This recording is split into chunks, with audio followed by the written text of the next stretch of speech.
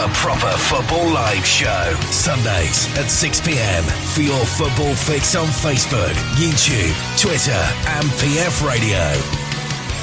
Check out our website at properfootball.co.uk. God, that cut short.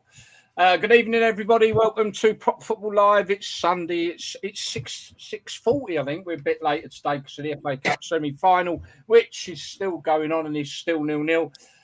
Obviously, we've got our normal lads, and we'll go around the table, say hello to them in a minute. But we've got the one and only John Barnes on with us this week. Welcome, John, to the Proper Football Live. Thanks very much.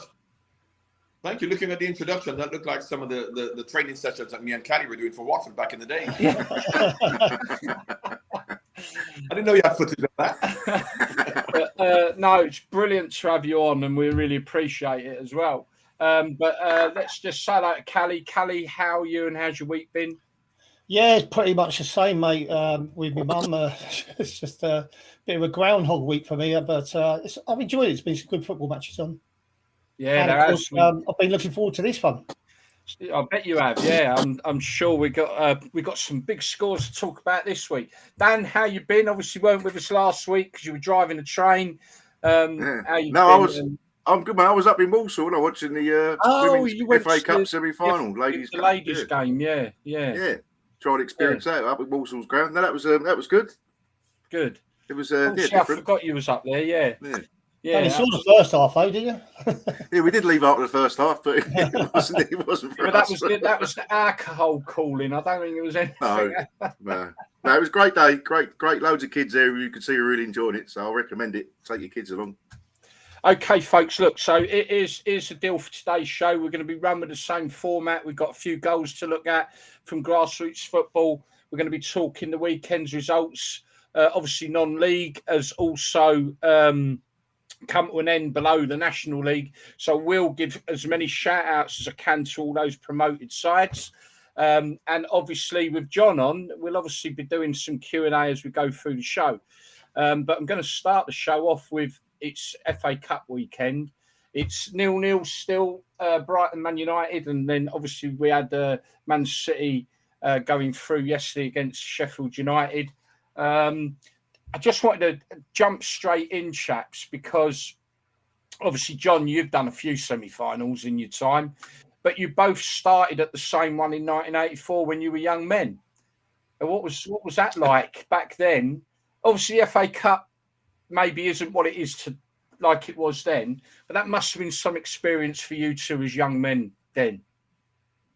It was, but it was probably similar to yesterday's in terms of the stature of the clubs, because of course we played Plymouth and we were expected to comfortably, and we didn't. We beat them 1-0, and of course Sheffield United versus Manchester City, it ended up 3-0, but for a long period of time it was still 0-0.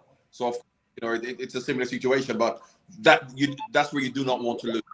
Obviously, Cally and myself, we lost in the cup final to Everton, but if you're going to lose, you want to go to Wembley. That's where you want to play. That's where you want to lose. Semi-final is the worst place in the world to lose. Yeah.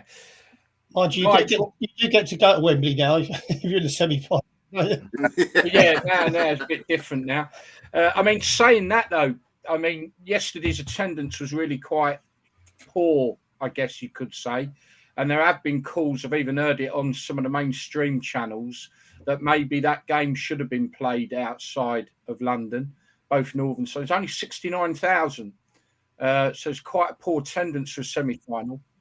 I don't think that FA Cup semi-finals will be at Wembley. Totally. I think that having semi-finals there kind of waters it down, as you said. Okay, you don't want to lose in the semi-final, but if it's at Wembley, it's okay. We played at Wembley. You know what I mean? So I'm never been a fan of the FA Cup finals. It takes away from the whole tradition of it. I think. Is it down to money though? Paying for Wembley? Is that when they started doing it? I think the cost of Wembley, it was decided that that's how they could make a bit more money, isn't it? Right, the money has taken over. Like John said, that was always a reward, getting to the FA Cup final, that you got to play it at Wembley, which there's a lot of players that have had a really good career out of football and never played in an FA Cup final at Wembley. So that was always going to be special, and I'm with John. I don't think the semi-final should be played here. There's some fantastic grounds for a semi. You've got Tottenham's new ground, the Emirates, haven't you? Some big. But regardless, I remember Villa Park. You played some there. You've got to go and play at, Hillsborough wherever you're going to play, it's the semi-final of the FA Cup. So I don't necessarily feel that you needed to be at a special ground. No, you know what I mean? It's the semi-final of the carrot of Wembley, the final. So the semi-final, as far as I'm concerned, could be played anywhere. I was going to ask you, John, about Villa Park semi-final. I'm a Palace fan. I don't know if you've seen the. So I was a bit later. You remember? Yeah, but do you remember the game 3-6 about 4 months before that? Do you remember Tuesday that one? night? Yeah, the 9-0. I do. Yeah, I do remember that. Yeah, but I love Villa Park. I love traditional stadiums. You know what I mean? So I love Villa Park. In fact, Cally, was the Plymouth game? Yeah, it was. Where was that? Yeah, Villa. Yeah, I was in the Holton that day. So whilst you boys were doing your stuff on the pitch, I was getting crushed. That was madly overpacked. But it was the good old days. John, just to cut on that bit, the semi-final against Palace, did you always going to ask Liverpool players, did you underestimate Palace that day in the semi-final after? Oh, not at all. You didn't? Not at all. No, not at all. I mean, you know, Palace were a good side. They're in the top division. You had Righty. So, no. And even when we lost to Wimbledon in 87, you don't underestimate them. That's football, isn't it? That just happened. So, no, we didn't underestimate them at all. They were just on the day, you know, better than us. Yeah, it was an unbelievable game, that was. Greatest day of our life, that semi-final. What about the final? No, yeah, well, we lost that. Righty nearly done the business for us in the final, but yeah. Oh dear. But no, I will keep everyone abreast of what's going on at Wembley. It is still 0-0, fairly even game. Got a feeling that might go at penalties, but there we are. But yeah, the games at Wembley, semi-final, no, it doesn't work. It doesn't. And that's taken a little bit away from the glory. I wish in some ways the younger generation, you could bottle up what the FA Cup meant 30 years ago and let them have a taste of that, because I don't think it quite has that appeal, does it? You know, but moving on from the semi-final at Wembley, where, as Nigel says, Cally says, you know, it's supposed to be special. It's a reward for getting to the final. Very few players would have played at Wembley. They now have days at Wembley where businesses can go and play at Wembley. Yes. You know what I mean? I've actually been there the last 10 years as a 50-year-old because sponsors have invited some guests to go and play at Wembley. So everybody goes for money. Everybody now plays at Wembley. So it has lost its uniqueness and how special it was to be able to play at Wembley, because there's so many people who even aren't professional footballers now who play at Wembley. Yeah, absolutely. So many people on the message board there. I can't really keep up with all of you. So I'll say hello to everyone all at once. Hello. So there you go. If you've got any questions you want to ask, then fire away as normal. Just going to have a look down to see if we've had anything through yet. Ben Cliff did say, good evening to the greatest rapper alive in Sir John Barnes. What about the greatest DJ alive? Mate, you could get something together, you two. You must get tired of this, John, but I mean, as soon as we put it up, right, that you were coming on, all we got was, ask him to do the rap. Talk about the goal. We got something funny about that a bit later on, but yeah, just running through quickly. Ian Howes, good evening, guys. Great to see Cally and Barnsley on together. I was lucky to have seen them play in Watford's golden years. Yes, I was too, I've got to say. Just looking down, Ben Cliff, agree about the semi-finals, not being at Wembley, but being a Stoke City fan, as well as he's Kidsgrove. He follows Kidsgrove all over. We're going to do a little bit on them later. My greatest day as a Stoke fan was demolishing Bolton 5-0 in the semi-final of the FA Cup. Was that at Wembley, was it? Because I think Watford Man United was the last ever semi-final before it moved to Wembley at Villa Park. Watford losing 4-1. And that was 2007, was it, Wembley? 2008, I think it was. Since then, so it's been at Wembley since then, so it's been quite a few years now. But all right, let's move on from the FA Cup. Like I say, it's still 0-0. I will keep everyone on top of that result. But just quickly, let's have a look at some of the weekend results. We've got to start with what happened today, haven't we, really? Two big results. I mean, Newcastle 6-1 against Spurs. There's been some freak ones this season, hasn't there? Like the Liverpool 1 7-0 against, there's been some mad, but 6-1. And that does, I mean, one of your old clubs, John, Newcastle. And what Newcastle have done it in the right way. You know, once they got taken over by the Saudi Arabians, people thought they were going to spend billions and buy Messi and Ronaldo and everyone, but they've done it in the right way. They bought good players, because once you then go and spend hundreds of millions on superstar players, the team then gets split. You got superstar players, you got the old players, the harmony's not great, so they've done it in the right way. They've done better than expected, but they haven't just gone out and spent money. They really have done it in the right way. Although in saying this is a shock result, I didn't expect them to be. Especially after 20 minutes. Yeah, I mean, Eddie Howe. I mean, I'll be honest, I wasn't sure about it at first. I mean, he was a Bournemouth man through and through. He went to Burnley, maybe didn't have such a great time at Burnley. Went back to Bournemouth, and mate, he's done brilliantly well, hasn't he? He's a great coach. Yeah, it's been good. I mean, John's played up for Newcastle, and he knows how special the fans are up there with the football. And it's great to see them getting a bit of success up there now. You know, I hope it continues, because them fans are brilliant. I've never played for Newcastle, but every time you should play at Newcastle, you're playing against 11 men and the fans. So I think John's nailed it with the way they spent their money. When you compare it to Todd Bowley at Chelsea, what he's done there, 600. They don't even look like a team, do they? But the team to buy in players like, is it Byrne from Brighton, unfancy player? He's been excellent. Bro, Willock from Arsenal. Yeah, he was fantastic. The problem they're going to have. If all of a sudden they may finish fourth, they may not, they may finish fifth, but they're going to be the top 4 or 5.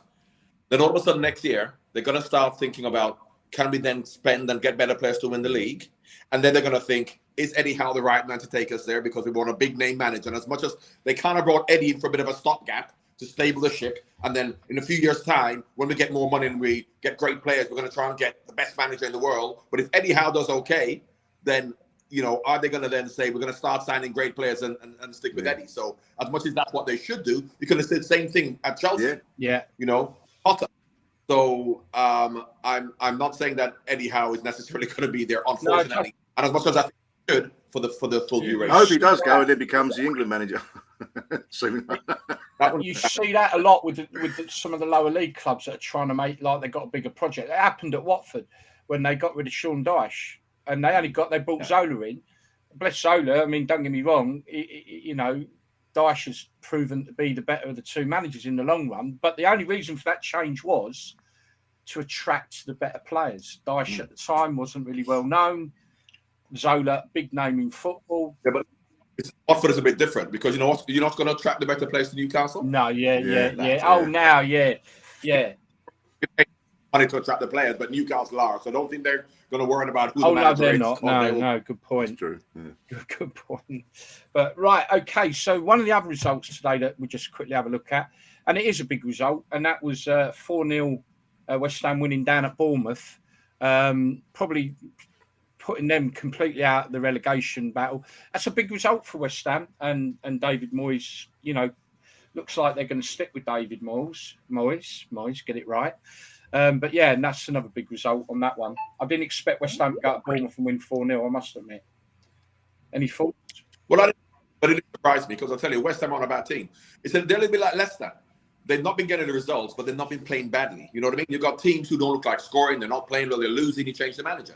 Yeah. Now with Leicester's games, and as much as they hadn't been winning, they're still creating chances there. And now, all of a sudden, they've won against Wolves. They're now out of it. Yeah. So I never thought that West Ham would be in trouble. We was talking about this last week, John, about who we thought the bottom 3 would be. And I actually said that I think Leicester will get out of it because they've got a few game changes in that side. Whereas I think Everton are going to get dragged into it. And they don't seem to be going anywhere at the moment. And you're spotted about Leicester. Yeah. You see Leicester against Man City at the end of the game last week. There was 3-0 down.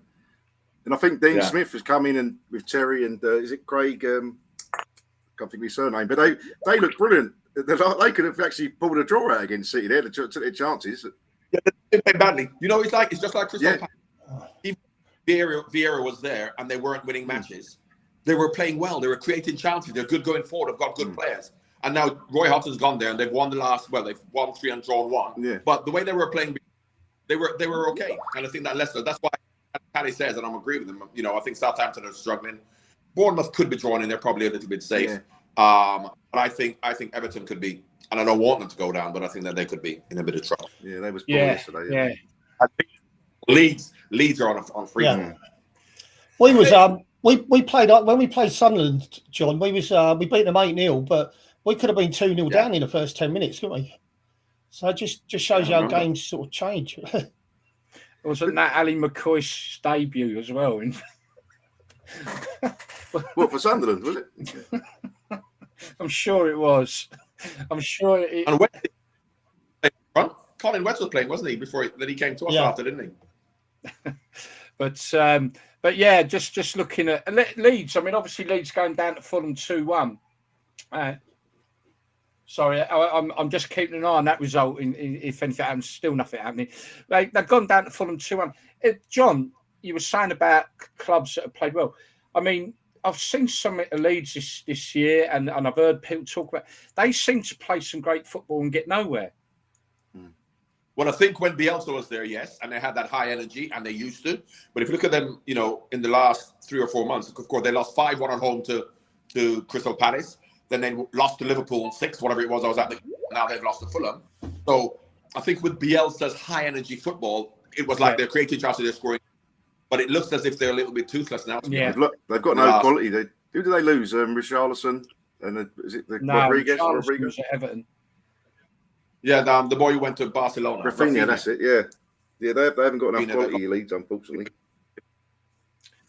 And once you get rid of the manager, that's why I never think now is a time. You got a good manager like Leicester, to change the manager then, or even West Ham with David Moyes. To change the manager now. Nottingham Forest, I think they're in free fall as well. They did well against Liverpool yesterday, and it's only 3-2. But I think but there's no point changing the manager now with 7 games to go. We say that about Chelsea with Potter, John. They're in no danger of going down, and they're not going to win the league no matter what manager they bring in. So we couldn't understand why they got rid of him. Yeah, I can't either. I can't, because the thing about it is that whichever manager you want long term is not going to come now. That's why they've got Lampard. But if they can't get the manager they want, stick with Bowley till the end of the season and bring the manager in. Because the situation is that it hasn't worked out, because we saw it with Roberto Di Matteo. If Frank went there and did well, and they went through in Europe, are you then going to say, give him the job for next year? You know what I mean? And that would be a big, so of course it hasn't happened because he's not been playing well. But I don't think it was a good move getting rid of Potter at that particular time. Similar to Ole Gunnar Solskjaer, wasn't it? When he came in, it's not a temporary thing, and then he had a good run, so they give him the job, and then it didn't go well for him, did it? After that, it's yeah. That's why you don't just look at how things are going. You say, do we believe this is the right man for the job, even if we're not doing well at times? Or if someone comes and does well, are you under pressure to give him the job because he's done well, knowing that we don't really think he's the right man for the job? He's a caretaker, but he's done well, so let's give him the job. I don't think that's going to happen with Frank. You got to stick. I think we spoke about it when Ferguson came in back when it was, and they give him 3 years. I was asking him to go, fans, but they kept him. Yeah, but even those days are different. One example of that is Mikel Arteta. First, second year, and they talk about sacking him and not doing well, and they stuck with him, and he won the big battle against Aubameyang, big superstar player. They backed him. Look at them now. That's why you should back the managers, even when they have arguments with big players. Yeah, I think social media is a difference now to back then. Is that you've got that pressure from the fans all the time on the board. You're an owner. You're an owner of a football club. You should be able to. You know what I mean? Because for a multi-million owner, you shouldn't. But you have to understand the nature of fans. And can I tell you a quick story? Yeah. About football fans and Terry Venables. I had this conversation with Terry Venables, and this is appropriate for what we're talking about now. He said the problem that you have in the old days when we had even Elton, when Nigel was there, who's a football fan from Watford, from the 4th Division, Hillwood's at Arsenal, Moore's family at Liverpool, the Edwards family at Manchester United. They were fans. They understood how fans thought. They understood the nature of football. He said, Terry Venables said, once you got big businessmen coming into football who don't understand the nature of football, who in their business is king. No one can shout and abuse them when they're in their businesses. But when they go to the football match, the fans can shout at them. They've never had that before. And he gave me an example of Alan Sugar when he said they're shouting at Alan Sugar to sack the manager. And why they're shouting at Alan Sugar is because they're losing 1-0 to Coventry after 89 minutes. And Alan Sugar's looking at them going, what? Sack the manager, he's rubbish. 89 minutes, they're losing 1-0. 90 minutes, Tottenham equalise. 91 minutes, Tottenham score the winner. And they jump up. And if Alan Sugar goes to them, what are you saying, sack the manager? They go, no, mate, not me. We love it. All the time. I'm hearing murmurings of Jurgen Klopp now. You're hearing murmurings from Arteta. But if you're a football club who understands the nature, you resist all of that noise when they say it. Because that same fan, my best mate, used to love Brendan Rodgers when he was managing Liverpool when we were doing well, finishing second. And now he said, I've always hated him. Because they change their mind. But if you're an owner and you understand that, you resist the urge to just keep firing managers when the fans aren't happy. Because fans are the ficklest. We're the fickle, aren't we? The fan is a fickle bird. I just what I do now, I just want to quickly go to the message board and see what's happening. Here's a question for us. What's your thoughts on Luton's progression in the last 10 years? Non-league to hopefully Premier League. Do you want me to take that one, Watford boys? Yeah. Mate, it's been amazing. You know what? I think it's great because I love stories like that. Where no matter where you're the rivals, it's Luton, Watford, whatever. I don't want Everton to go down. When you have a situation whereby a football club has pulled itself up by its bootstraps and they haven't spent lots of money and they're not superstar players and millionaire owners, that shows how what you can achieve in football. If you're Cally would have been at Watford from the 4th division days as an apprentice, and I came, and that's what Watford did, and that should be commended. Even by our rivals, I love stories like that. Yeah, I mean, look, I am a Watford supporter, by the way, and yeah, I mean, what can you say? I mean, you've got to take your hat off to Luton. There's no two ways about it. What makes it worse, though, is he was managing Watford before he was rubbing the salt in the wound a little bit. You know what I mean? It's like. It's gone to penalties. Chaps. Okay, here's some interesting questions. Question here for me and Hells to you, John. Did you ever meet up with the fan who recommended you to Watford? If yes, did you buy him a beer? Well, he wasn't a fan. I don't know if he was a fan. He was a taxi driver who just stopped at the door to watch the game, and he knew the scout. It was I don't know whether he was a Watford fan or not. I just knew that he was a taxi driver who knew out and he told him to come and watch me. So no, I haven't met up with him since then. But if I do, it might have been Cally might know. No, the first I heard about you was when we sat behind a goal at Stanmore doing our stretches, and Pat Rice said, "Me and the gaffer are going to watch his lad play tonight." It was Arsenal, weren't it? Arsenal reserves. No. It was Lake Orient. Yeah, he said, we're going to see this lad play, and Pat came in the next day. He went, bloody hell, this kid's unbelievable. And he said, I think the gaffer's going to sign him. And that was that. Yeah. But that's the way it was when I played, because you had to be lucky to be spotted. Cally was, how old were you when you went to Watford? Maybe as a kid, but most people, you didn't have the academies like you do now. So if you weren't spotted, no matter how good you were, you had to be lucky to be spotted, and I was lucky that taxi driver stopped. But you were, Cally, how old were you? Were you there 13 and 14? I went there when Dave Butler was the youth team coach. He was also the physio for the first team. But what age? I was about 11 or 12, but they put an ad in the paper. I wasn't spotted. It was if you think you're good enough to play for us, come down for a training session. So my dad took me down there, and I just ended up staying there. And then Tom Wally took over, and the rest is history. Watford were quite good like that with young players, though. You know what I mean? And putting them in, because when I came, Cally, the year older than me, Kenny Jackett, Steve Terry, and they were unafraid to put us in. So they put us in. Who was you playing for then, John? When they spotted you, was it Sudbury Court? Oh, so by Wembley Farm, Vale Farm. That's where we played on Sudbury Court, which is just the back of Wembley. So that was like a non-league side, or was it a youth team? It was a non-league. Well, it was like a Middlesex league, so it's not like a league. Must be, I don't know, 5 divisions, 6 divisions below the old conference. So no one watched it. We didn't have a stadium. If we did, the taxi driver wouldn't have stopped to watch, would he? Yeah.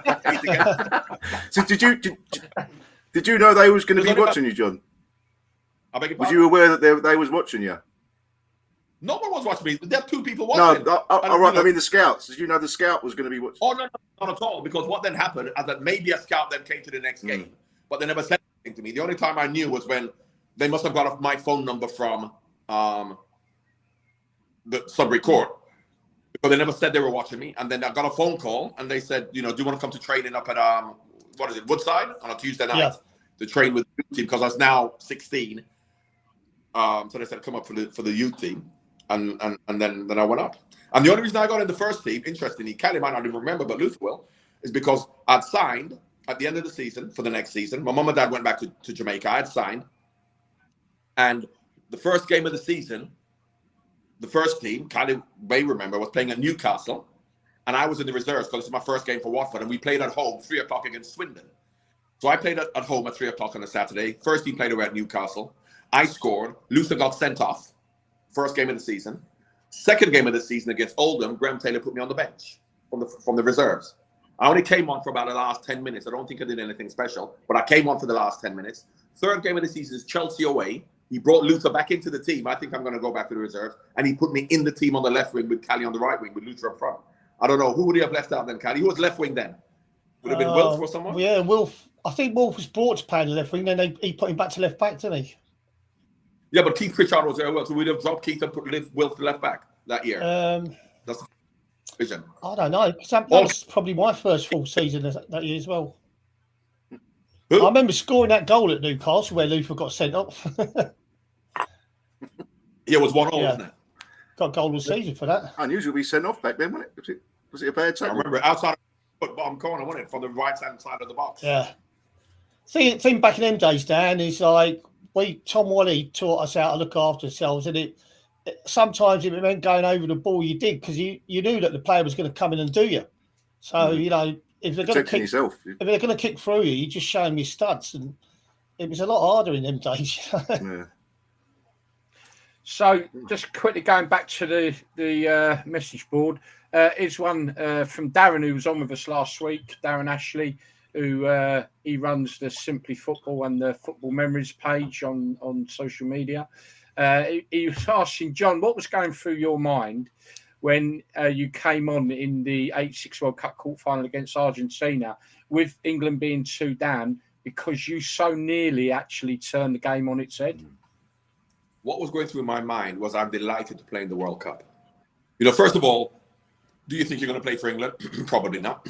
Then do you think you're going to play in a World Cup? Probably not. But I'm now playing for England. I'm now in a World Cup. We're 2-0 down. I've not been on the pitch in any of the games. We're going out to the World Cup, we're losing 2-0. So when Bobby Robson says, get warmed up, you're going on. I was just delighted to be playing. So you can then say, I'm not going to play in other World Cups. You can then say, I've played in a World Cup. So the only thing I was thinking about, not even playing well, not even just for the fact is I can say to my kids and grandkids, I played in the World Cup. And I remember that game, and you did come on and have an absolute storming game. You really did. Only because I was happy to be playing. Sorry? Only because I was happy to be on and in the World Cup. I bet you wish you beat.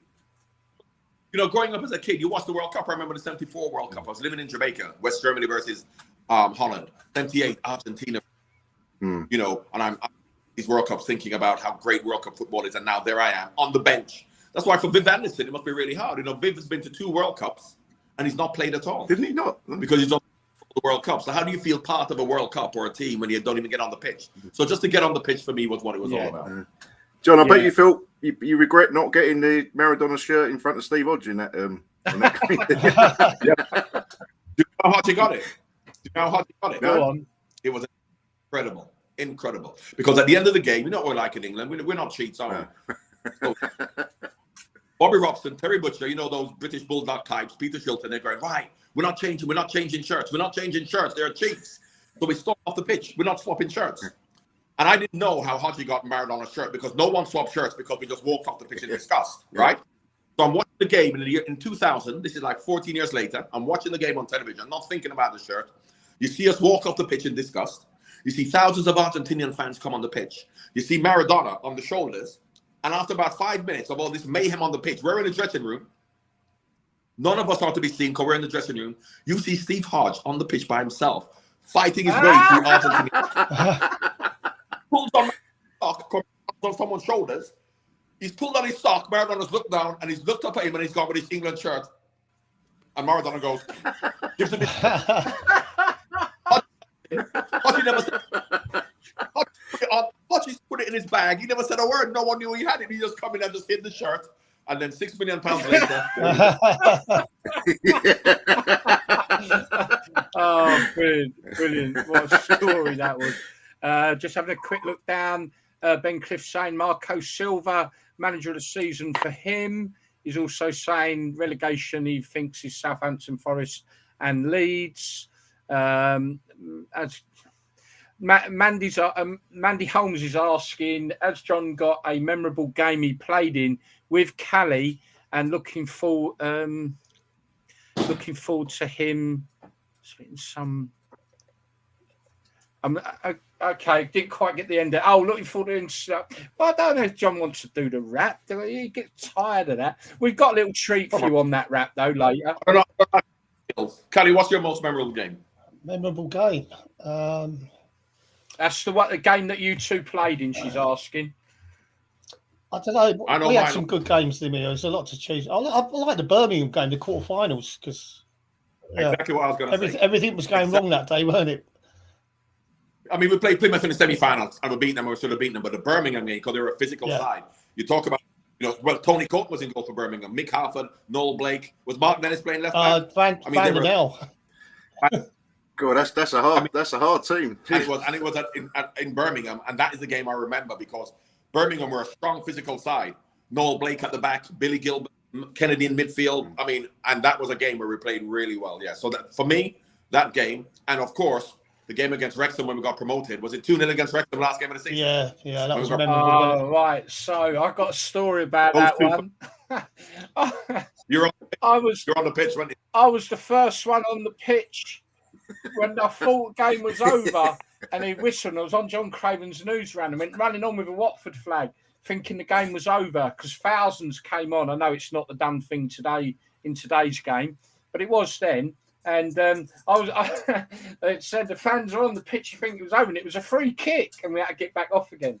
But that was coming on. Also, the Everton game, we lost to Everton in the cup final, but you look at how Elton was so happy and where Watford had come from, the 4th division, and now in the FA Cup final. Then we played in Europe and Kaiserslautern. Remember Kaiserslautern? I was there. I was up. Yeah, memorable games. I mean, when we lost 4-0 to, was it Levski Sofia or someone like that, where it was like -10 freezing. Remember that? They murdered us, didn't they? It was like men against boys when we played that team. I'll just let you know it's 4-4 on penalties. Who was playing left back for Kaiserslautern? Who? Hans-Peter Brink. For West Germany. He was, you don't remember him, he kept kicking you. No, you remember him? I know I got kicked. He wouldn't have been the first one that was kicking us too, would he? I know, man. Cally kept, and I've always said this about football. You know, the lunatics, particularly nowadays, they always seem to be left back. It's not the right back. And Cally was always going to me, come on, let's swap. I'm going to Brilliant. Yeah, I used to take the corners on the left-hand side, and John would go on the right-hand side for the corner. So, like, when I was running back, I'd go, you stay there, you've been sod off. Who was the hardest fullback you come up against, John, or the best defender? I was lucky because the right backs weren't the ones who wanted to break your leg. Cally had all of them on the left with Mark.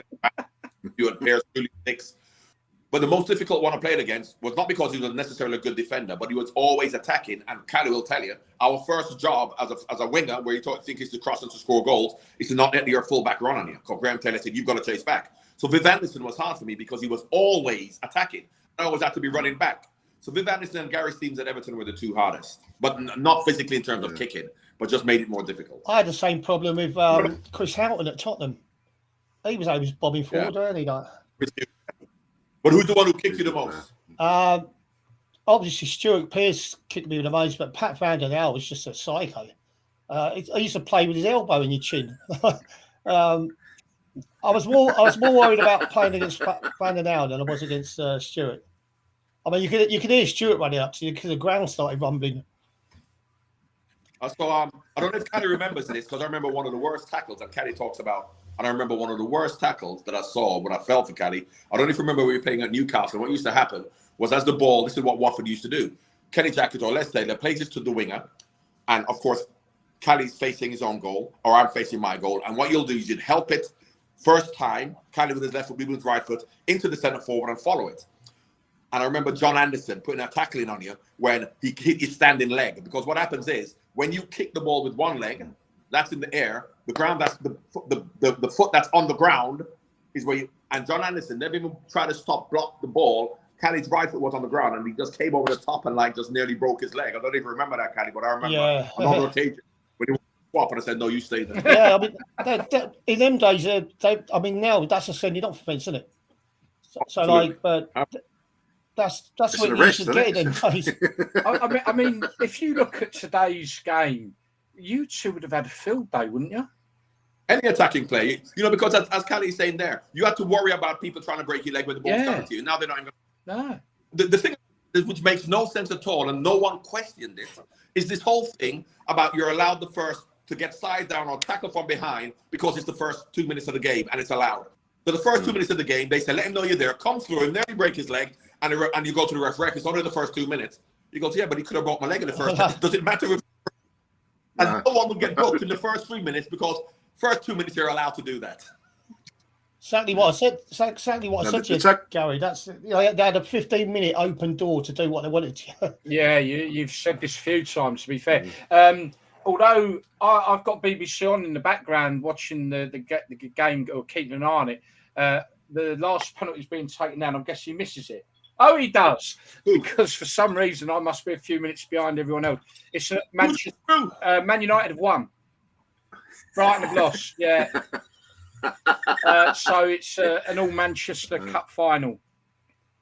That'd be interesting. So, but fair play to Brighton. You've got to give them their due. They've had a great season. They deserve something from it, and hopefully maybe they'll sneak into Europe through the UEFA Cup or whatever it is called now. Yeah, they got a few games there. They can still push for fourth. They're a good side. They beat Liverpool down there. And people thought they would struggle after Potter left, but the Zebra is coming and he's done equally as well. He's kicked on, hasn't he? Right, what I'm going to do, let's. I'll tell you what I will do first and foremost. Then I'd like to look at some of the grassroots goals that we've got lined up. I've got one in particular, and I know there's a young lad playing in an under-8 side. I've spoke with his dad, so it's all good. That we're gonna show a goal, and maybe both you guys can give them some words. This goal's amazing, but before I do that, John, this must have been a proud moment this week for you. Hopefully that pops up. You went up for that, didn't you? You were there because. Well, I lived 20 minutes from there, right? And it was listen, tremendous on. It's the side of John's house. No, I'll tell you why. Because Anfield is a proper working class area. I mean, I used to live in Garston, and so did Cali. Cali's an area, is rougher than that. But then to have the images of their players there rather than in lights on the Albert Docker in great big buildings, because it shows that football's a working class sport, and how much the fans and people in the area love you, and that's where it should be. So yeah, I think they've got a Jurgen Klopp, Kenny Dalglish, Ian Rush, Steven Gerrard. So there's about 5 or 6. So it was a tremendous honor to be given, particularly right on the side of one of those normal houses around Anfield where you can stadium. Right, isn't it? Yeah, because that's what it's all about. That's brilliant. That's how we were brought up at Watford, being part of a community. And Liverpool, as much as a big club, is exactly the same, being part of the local community. I know there's a few murals going up at a lot of clubs. Watford have put a few up. I know Elton John, Luther Blissett, Graham Taylor's gone up on a mural side of a wall and that. But yeah, it's great. It's nice to see, and that was great to see that this week, John. And it must have been a great moment, like you say. Right, so I'll tell you what I'll do now. I'm going to show you what we do, John, is we as much as we talk about Premier League and Championship, we like to put a lot of focus down on grassroots football because unfortunately maybe not everyone does. So what we're going to do now, we're going to have a look at a few goals that we've found that pop up, and then I've got this special one I'd like you to look at. But this goal probably would prompt some discussion about the goal that probably everyone likes to talk about with you. But watch this. I don't think this is grassroots football. Have a look at this.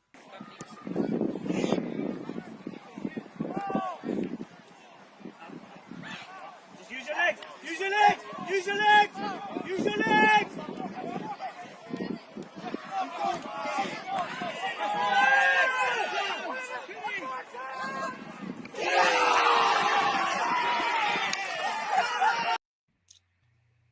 No, listen. I ran from just inside the Brazilian half. He's run from his own 6 yard.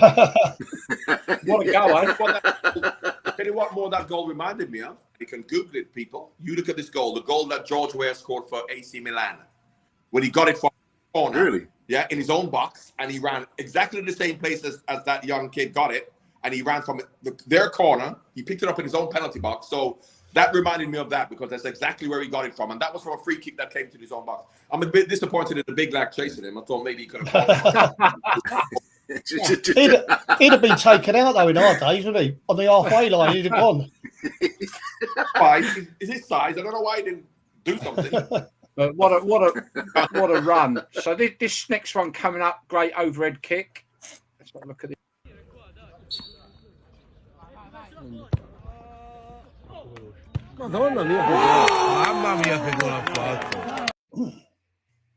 That's grassroots. Look, when it's in another country. You're going to talk Gaston, that's in flipping Morocco or somewhere. Oh yeah, no, it's just we pick them up from wherever we can get them, John. To be honest, but that looked a very continental South American type of goal. I never looked like a goal made in yeah.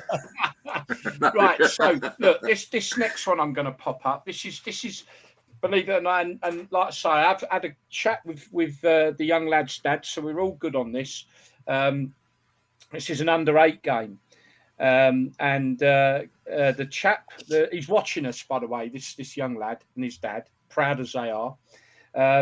Under-8s. This was Coventry Sphinx versus Leicester Academy, and this is young Caleb Dean. Watch this for an 8-year-old. We get it right. There we are. Have a go, mate. Good goal. Well done, Kate. Great technique. There you go. And he's a Like defender. The goals I used to get. Great goal. After corner. The lad who took the corner didn't look like he was 8, though, I can tell you. Yeah. But that was an under-8. It was a fantastic. And it did finish up Coventry winning 4-2 against Leicester Academy. And Caleb Dean, who's watching us, well done, mate. I'm sure. Have you got any words of encouragement for a young lad like that trying to make his way? That was a Coventry Academy playing with that was a team from Coventry. The team from Coventry was called Coventry Sphinx. And they're playing against Leicester Academy. You know, that's happening now, which is good, because what happened was you have like good local teams. And of course, that boy now is not on an academy. He's playing for Coventry Sphinx, but he's playing against Leicester Academy. Yeah. And I think what we've done is focus on academies and neglected other good players who just play for local clubs. Yeah. And some of the boys clubs, as we saw there, that Coventry Sphinx boys, they're equally as good as the boys in the academy. So now the academies are playing local teams, which will give more kids who are on academies an opportunity, because they're equally as good as they could see from that goal. So you know, if you've got an age, I'm available. Yeah. There's a young lad sat at home right now, and he's probably just made his year. I don't know about his day, but I'll tell you what, it's a great for an 8-year-old. That was a great strike. You know, and a defender. Yeah. Yeah, and a defender. Yeah, absolutely brilliant. Just Ben Cliff. Ben, he's off to work. Ben Cliff's one of our regular people who always contributes a lot. And I'm just about to do a little bit on Kidsgrove, but he's off to work, bless him. And he's just said, glad to see a legend like John Barnes on the show. Legend of a footballer and even a better person. Well, yeah, there's one from Lee Poulter. Who's the best manager you played under, John? Listen, I said it all along, Graham. All along. I felt I played on a Bill Shankly as much as I didn't, because when I went to Liverpool, whatever Bob Paisley, Joe Fagan, Kenny Dalglish did, they copied Bill Shankly. Nothing changed. No. But it's always harder to start something than to continue it. And what Graham Taylor started in taking Watford from the 4th division to the top division, we finished second to Liverpool in the league, with Man United finishing 3rd, quarterfinal UEFA Cup, FA Cup final. And the majority of the players, as Cally will know, all came from the 4th division. It's not as if they spent loads of money. So when me, Cally, Steve Terry, and Kenny got in the team, we weren't superstar kids. They were just local boys who managed to get in the team. So we never signed anybody. And for a manager to do that was incredible. So Graham Taylor, for me, is the best manager I've played. Did you find it strange when you went to Liverpool? Because I had the same thing when I went to Derby. The training methods we had at Watford, obviously, were pretty strict, and you didn't get afternoons off. And then I went to Derby, where Arthur Cox was more like Bill Shankly. That he believed in players being fresh for Saturday. We never used to do a lot, and just do what you want, and then play 5-a-sides and just pass the ball to each other. You know, whereas Graham explained the full 90 minutes, what you had to do for the 90 minutes, much more organized, and so far ahead in terms of the discipline, the drinking, the diet, the nutrition. In fact, I don't know if Cally, you remember, I don't know, did you go to the hypnotist as well, Cally? Yeah. I used to have to go to a... Did you go to I couldn't remember anything about it. Before training, had me and Cally. But why I couldn't really, I don't know if you remember, we went to this hypnotist because they wanted to, and she would, I don't really think I was hypnotized. She used to say, you're falling asleep, and then, and your hand's feeling light, so your hand goes in the air. And this is before training. This is like 9 o'clock before we're training at 10. And then she would put things in your subconscious. And of course, as I'm closing my eyes, and my hand may have gone in the air, but it's more like I just want to get this and over and done with.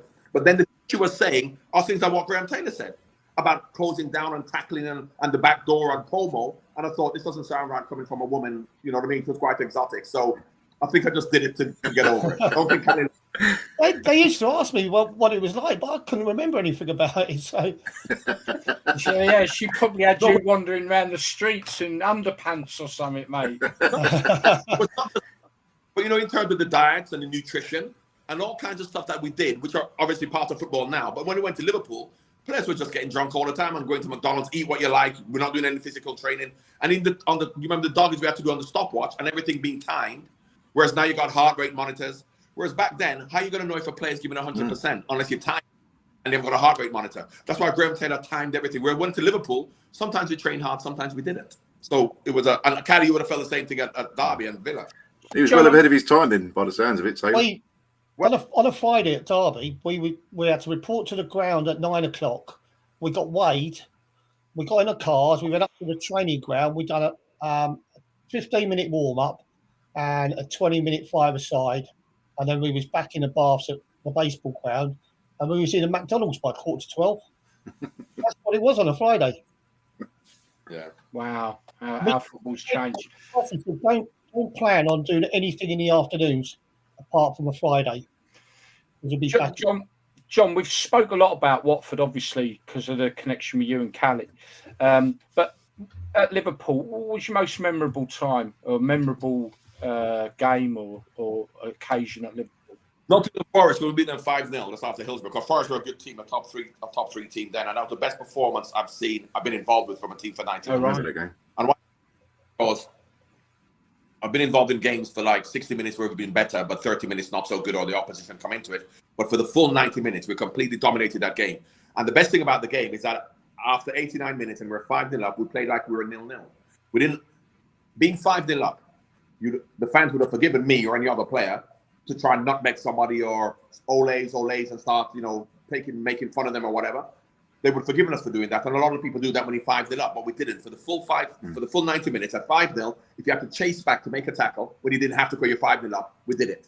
So we played with humility. We played the game as if it was 0-0, and that's how we should always play. Wow. So that's the best game. But my whole footballing career, and I'll tell you the biggest lesson I learned at Liverpool, biggest lesson about how you treat success and failure. When we won the league for the first time, and we came in after the game, 2 minutes after the game, and Ronnie Moran had the winners' medals in a little plastic bag. And he put them on the table, and he said, pre-season training July the 5th. He never made a song and dance that we won the league, because what you have to do is you have to keep hungry to win the league again. You've done it, forget about it, move on. Because if you say to someone, what's your ambition? And he says to win the World Cup. Pele won the World Cup when he's 17, which means he's fulfilled his ambition. So what does he have to do? Yeah. Retire? But it's a repetition of success. Now, that's an easy attitude to have when you've won. What about when we've lost? Now, we lost to Arsenal in 89, last kick of the game. Yeah. Remember, 2-0.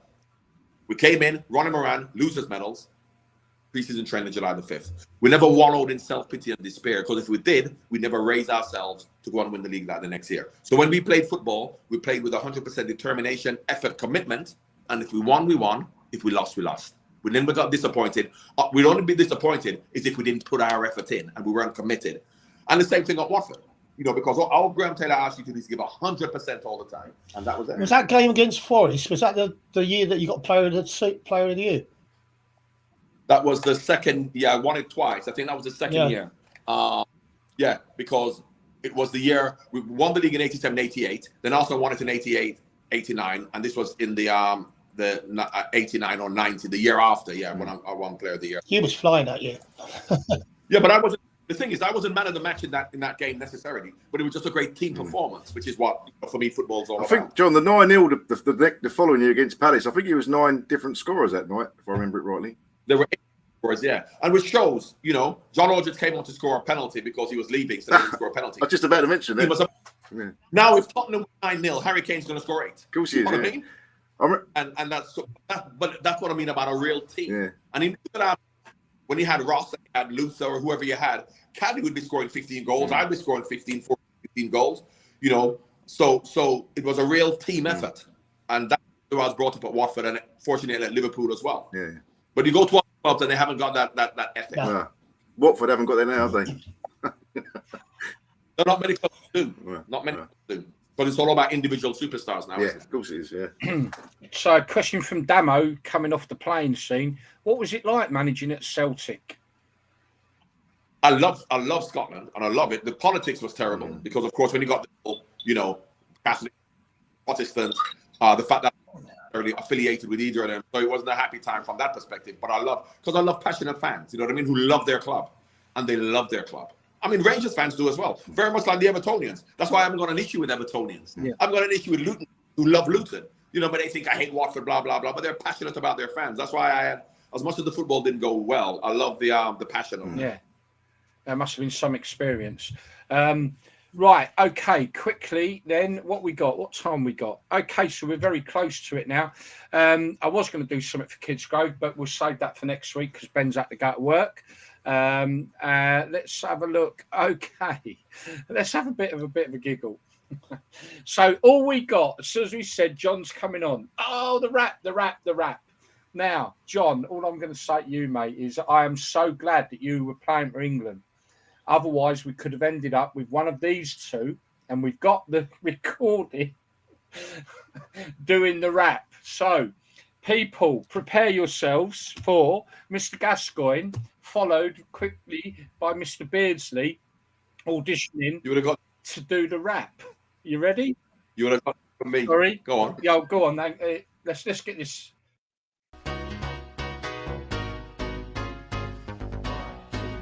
You've got to hold and give, but do it at the right time. You can be slow or fast, but you must get to the line. They'll always hit you and hurt you.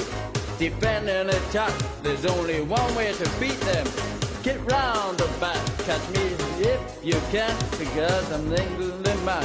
And what you're looking at is a master plan. We ain't no hooligan, this ain't a football song. 3 lions on my chest, I know we can.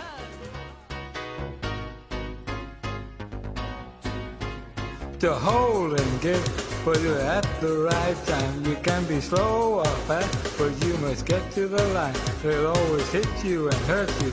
Defend and attack. There's only one way to beat them. Get around the back. Catch me if you can, cause I'm the England man. And what you're looking at is the master plan. We ain't no hooligan, this ain't a football song. 3 lions on my chest, I know we can go. Right. Let me interject. Gary, where did you get that?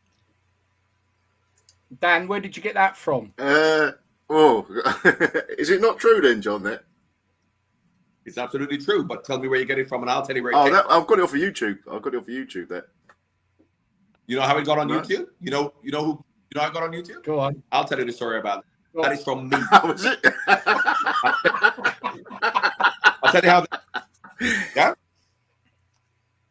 10 months ago, I'm doing an event at Leicester Tigers, and the PA man at Leicester, I'm doing my talking and we're doing speeches and stuff, and he says to me, "When you did that song in 1990, my dad was a sound engineer." That's what he said to me, and he said to me, he has got a recording of Gaza and Peter doing it. So he sent it to me on email, and I've had it on email for 10 months. And every time I go anywhere, I say, "Listen to this," and people follow. If I was on my computer, I could be on. This is my phone I'm on. I'll show you it. The same thing. So sorry, Peter and Gaza, for that.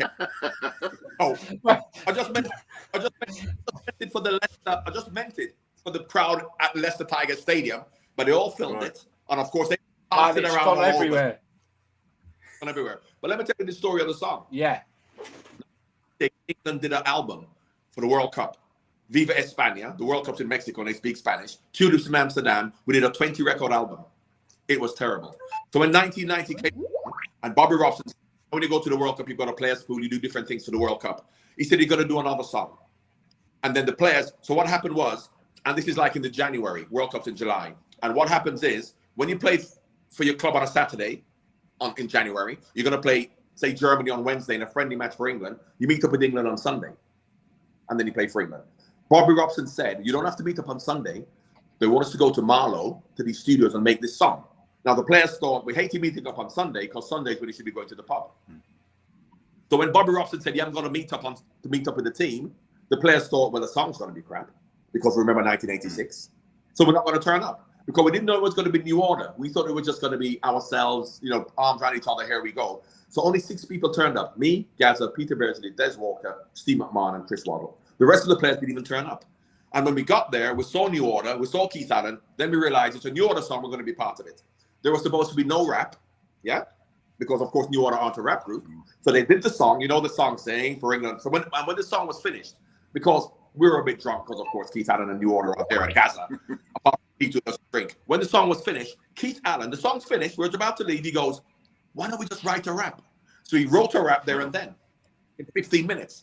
And, of course, because we live in a democracy, we have to have a rap-off to see who's going to do the rap. That's why everybody got the rap. And obviously I did it, and that's how they got the footage of everybody doing the rap. Brilliant. More importantly, the agent then came to us, and he said, right, you got a choice. With the money. He goes, you got a choice of signing for royalties. And don't forget, this is before the song came out. This is before we knew it was going to be New Order. This is 6 months before. And it says, right, we're going to make a song. Do you want royalties? This is before we knew what the song was. We knew it was going to be New Order. You have to make a choice. Do you have to be royalties? Or shall we just pay you a one-off payment of £5,000 into the players' pool to share between the 25 of you? So Brian Robson and Peter Shilton and the committee had a little meeting, and they said, do royalties mean if we don't sell one record, we'll make no money? He went, yeah. He goes, remember 1986 when it was rubbish? Yeah, he went, yeah. He goes, we'll take the £5,000. Yeah. So when he was number one all over Europe for 3 months, I think we made it. Oh, brilliant story.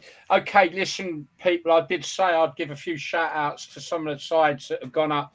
Now, obviously, the season has ended for the non-league scene other than playoffs that will be taking place for the sides below the National League. So if I miss out on some of these pats on the back, then I do apologise. There's so many, but I've got a little list there. So big congratulations. Obviously, let's start with Wrexham. Phenomenal what's going on at that club at the moment. But big shout outs to Weston-super-Mare, Bishop Stortford, Tamworth, Stamford, Enfield FC, Ebbsfleet, Basingstoke, Dudley Town, Worksop, Worthing, South Shields. There's probably a lot more, but well done. Congratulations. You've done well this season and you've all got yourselves promoted. That's fantastic. And I'm sure you're all looking forward to your football next season in higher divisions. Brilliant. The Wrexham story, obviously, what an amazing battle that's between Wrexham and Notts County. Wrexham obviously pipping it over the weekend. Both of them over 100 points. Great for non-league football. John, do you follow much non-league football? My kids go to school in Chester, which is 10 miles from Wrexham. So I live in the north, right on the border of North Wales. So I see what happens there. They've done absolutely fantastic. I have to say I feel slightly sorry for Notts County because we know that money talks. Yeah. And we know a situation where as they have that Mullins boy is a fantastic player. They've got big players there. You've got Ben Foster's gone there. So yeah. I'm pleased that they've gone up, but in terms of, is it fair in terms of the money they spend to have, down there? So I'm not a big fan of that, but yeah, fair play to them. They had to win the matches because of course that doesn't automatically mean you're going to win. So coming from Watford and done it in the way we actually did it, I appreciate what they've done, but I feel slightly sorry for Notts County. Who's got over 100. I mean, some people are saying it's an amazing feat, but that isn't the case, is it? Because they are a big fish in a small pond, regardless. I mean, they've got the money behind them. John, I said this tonight. Watford, I think Swansea did a jump 4 leagues, one after the other. I don't think that can ever happen again. No. Oh, no. Unless, and then what has happened, you've got, multi-millionaire or millionaire owners going to buy Fleetwood or, one of them low division teams. They tried it at Braintree in Essex when they had Jermaine Pennant. They did. So, but what has to happen is you have to see that all the way through. I think people come in and give it a go for a year and then they pull their money out, because they're not really in it for that. They're in it to try and get a property deal whereby they can, build a 10-acre plot of land, build houses, but they'll find the football club and then building some houses and then putting it out. So, I don't think it'll happen. No, I don't. No. And that makes what you guys achieved back in the early 80s all that more special. I'm going to call it a day, gentlemen. I'll give you all the opportunity to have your last words. All I'm going to say is, John, honestly, I can't thank you enough for coming on. Gary, 1 second. Because, of course, if you've ever been to a concert, and I cannot leave the England song being destroyed by Peter Beardsley. And John, I didn't want to ask you. I thought you must be tired of it. I'm just going to show you how it should be done. Please. Yeah? After 1, 2, 3. You got to hold and give, but do it at the right time. You can be slow or fast, but you must get to the line. Give me 1 second. Can I have 1 second, please? Yeah, cool. You go for it. Yeah. He's going to get his kit on. Oh, this is brilliant. This is brilliant. This gonna. Did Watford have a FA Cup song, Nigel? No, he wouldn't. Elton wouldn't do one with us. No, he said the reason he wouldn't do one was because every song that he brings out, he would hope. Oh, here we go. Look. Oh, brilliant. Forge yourself in copies. There it is. Are you ready go again? for it. Hold and give, but do it at the right time. You can be slow or fast, but you must get to the line. They'll always hit you and hurt you. Defend and attack. There's only one way to beat them. Get round the back. So catch me if you can, because I'm the England man. And what you're looking at is the master plan. We ain't no hooligans. This ain't a football song. 3 lions on my chest. And no, we can't. We're playing for England. England. Brilliant. And to be honest with you, John, after what we heard earlier, the nation thanks you with all their heart. Absolutely brilliant. It's a yes from brilliant. So we've had last word from John then, and it was a special one, that one. Again, I'll just repeat, John, we do this, we don't get no money for this, we do it because we love football, and we like to promote at every level. And people like yourself coming on and giving your time to us is special, and we thank you for that. We really do. Cally does every week. No. If it wasn't for Cally, thanks very much. Thank you, mate. Thank you. Thanks a lot, guys. Thank you very much, mate. Last words from you, Cally. Yeah. Like I said, we're good mates. We go back a long way. I'm really pleased to get John on. It's been good having a bit of a catch up. And I've got a message. Remember Jack from Derby, John? He said say hello to you. Hopefully at some stage, if you feel like it, get you back on again, maybe sometime next season, John. No problem at all. I hope you enjoyed yourself. Dan, last words from you. Yeah, fantastic to meet you, John. Really appreciate you coming on. And it's a brilliant show. Really enjoyed that. And looking forward to the end of the season now. So remember the 3-2 against Liverpool? You still remember that, don't you? You had to get that out there, didn't you? Oh, God, yes. Somebody's been saying all week in my ear. I've got some pictures. John's been an absolute pleasure, mate. If you want to hang on for 2 seconds, we're just going to run out and turn off, and you can have a quick word with Cally or whatever, but it's up to you. But that's it, folks. Until next week. I've got to run. Sorry? Yeah, I've got to run. Mate. Thank you so much. Okay. All right, mate. Cally, we'll do. Cheers. Thanks, John. Okay, everyone. Okay. Well, wow, what a show, gentlemen. That was brilliant. And John's just been absolutely brilliant. People will see you again next week, same time. Well, 6:00 next week. And we'll catch up with you all then. Hope you have all a great week. Oh, you've all enjoyed the show. And I'll remember, be on as always, be safe. I'll be on Mixcloud. Oh, hang on. Where are we? Oh, come on. Oh, captions. Matt, join in Mixcloud. Remember, every day of the week. There you go. That's the link. They are Mixcloud. Nigel Callaghan. Join him. Top DJ. As now confirmed by John Barnes himself. Right. Okay, folks. It's been a brilliant show. Absolutely fantastic. And we'll see you all next week. Au revoir for now. Be safe. Be good. Oh, I've got to find the ending, haven't I? There we go. Somewhere along here. Come on. It ain't working. Folks, sorry. Bear with me. Here we go. The Proper Football Live Show. Sundays at 6 p.m. for your football fix on Facebook, YouTube, Twitter and PF Radio.